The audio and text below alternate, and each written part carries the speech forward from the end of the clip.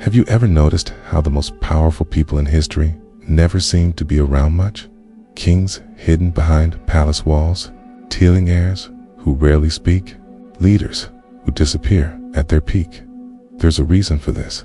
It's not arrogance. It's not mystery for the sake of mystery. It's strategy. What if I told you that every time you make yourself too available, too visible, you lose power without realizing it? Today, we're unpacking why being absent, silent, and scarce is more powerful than being present, loud, and easy to reach. From Machiavelli to modern psychology, from empresses to CEOs, you're about to see how vanishing at the right moment can build influence, attraction, and even fear. Hit subscribe and stay till the end, because this one might just change how you move in the world. Machiavelli said it plainly in The Prince: a man who is esteemed is not easily conspired against. But esteem doesn't come from being constantly present or always accessible. It comes from distance, okay? From the sense of someone being just out of reach. It comes from being missed. Machiavelli understood that rulers had to carefully manage their appearances, not to vanish entirely, but to be seen sparingly and only at carefully chosen moments. Overexposure in his eyes was not strength. It was a liability. Constant visibility weakens authority, strips away intrigue, invites scrutiny, and dulls influence. Familiarity doesn't just erode mystery, it breeds contempt. But this idea didn't start with Machiavelli. Centuries earlier, Lao Tzu wrote in the Tao Te Ching, "The sage stays behind, thus he is ahead." His philosophy wasn't about force or assertion, restraint, and quiet influence.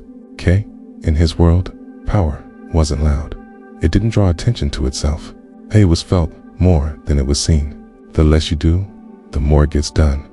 The less you show up, the more you're remembered. It's a paradox that still holds true. By withdrawing, you create a pull. Coy. By holding back, you draw people in. Stillness isn't passive, strategic.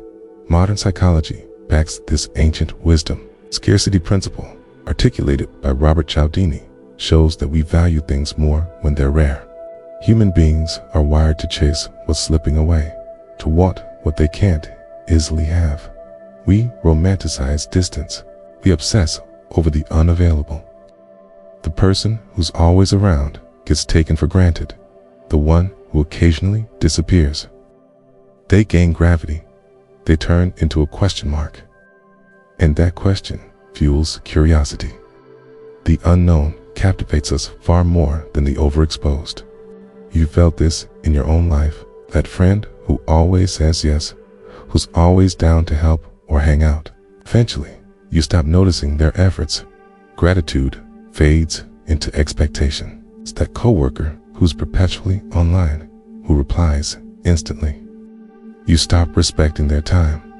But the person who occasionally says no, who sets limits, who isn't constantly available, you notice when they do show up. Attention feels like a choice, not an obligation. That's where respect begins. That's where power starts to take shape, not in presence, but in purposeful absence. Let's take a historical lens.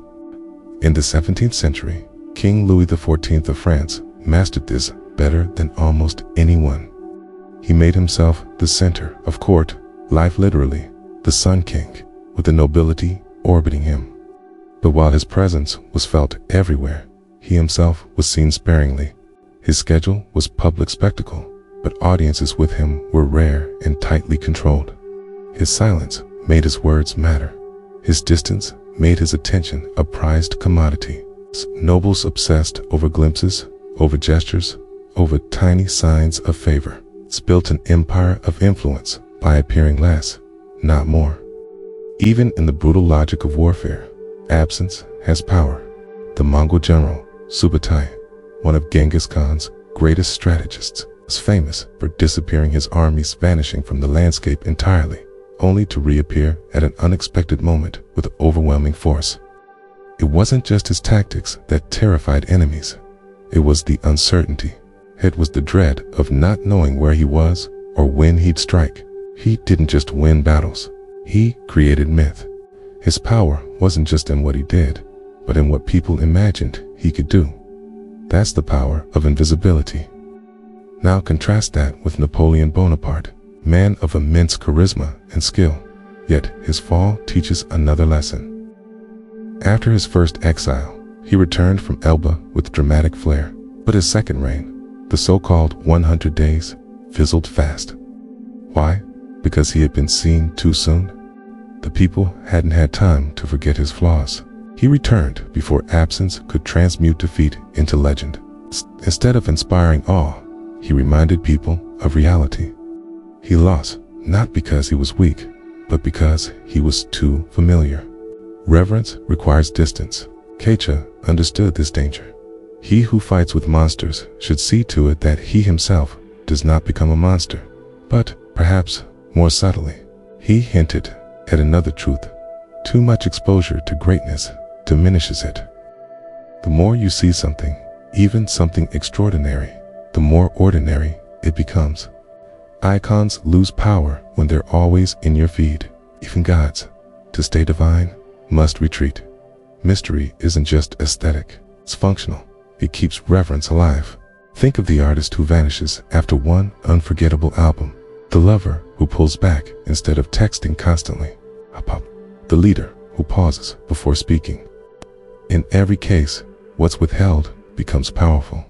The silence between gestures, the space between appearances, that's where tension builds. A study in the Journal of Personality and Social Psychology confirmed this. People find others more attractive when they read slightly less available.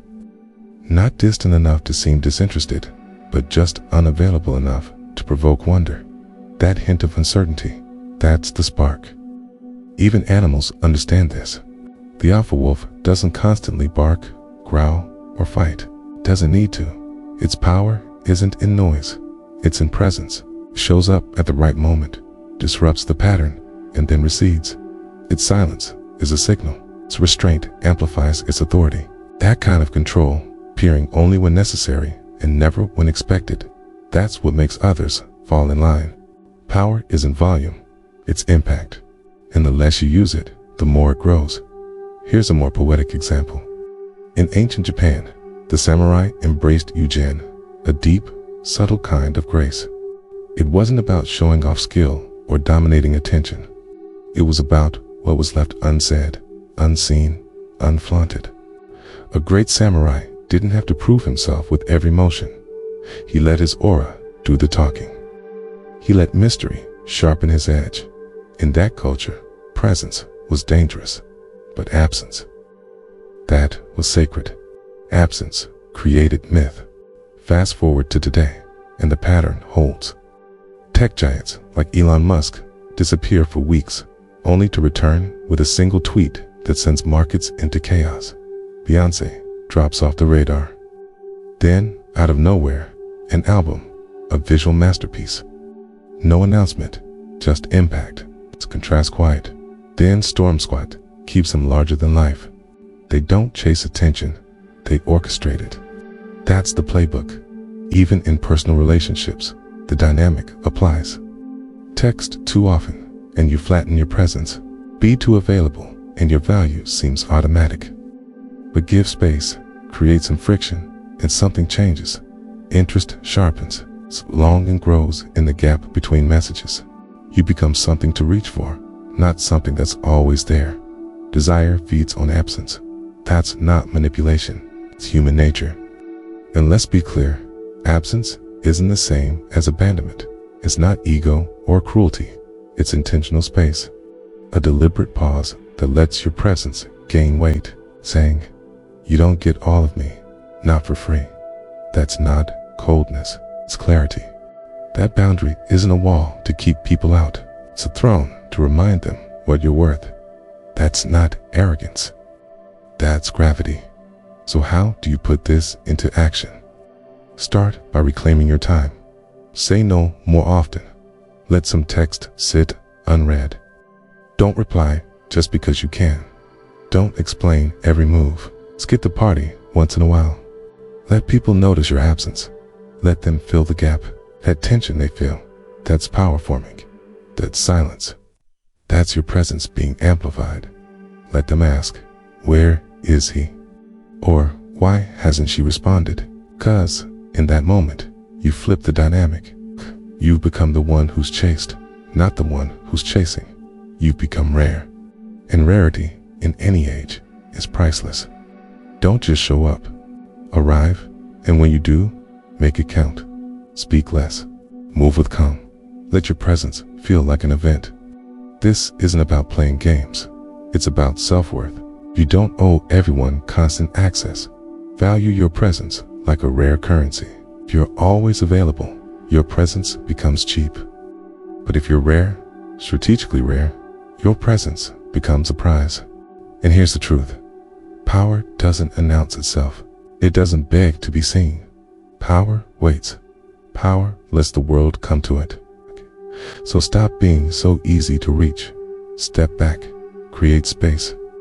Make your presence felt by making it rare, okay? And when you do appear, own it. People don't chase what's always in front of them, okay? They chase what they might lose. This is the Beyond the Surface channel. If you've got value from this, hit subscribe, drop a like, and share it with someone who needs to start pulling back. Sometimes, the most powerful move is disappearing. Thank you for watching.